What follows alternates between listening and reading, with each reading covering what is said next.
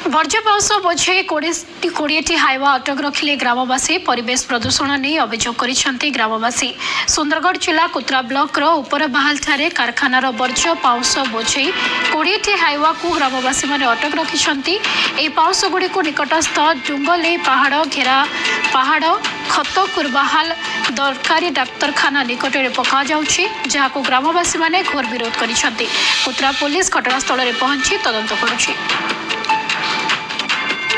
Permission नहीं बिना permission रे पूरा पकड़ परमिशन नेबा कथा जो जगह पकड़ से गाँव ये कथा हेबार कथा ना सरपंच परमिशन दे ना किसी नहीं और पूरे जगह जगह पकई दौन और पूरा डस्ट पूरा चारिआडे पूरा दुलदुली हो पूरा और मुश्किल हो पूरा पब्लिक गाँवटा पका होमर बहुत माने ये लोक मान बहुत असुविधा अच्छे एजोग कि बहुत लोक मैंने रोड रास्ता पड़ जाऊे आसबार जीवार लगे बहुत असुविधा होचे आमती आम चाषी मान अच्छु आमर चाष द्वारा ही आम निर्भर करछुं सेटा जदि पकईछन जदि वर्षा पड़े से आम जमी हेले आम चाषटा भल हेबनी।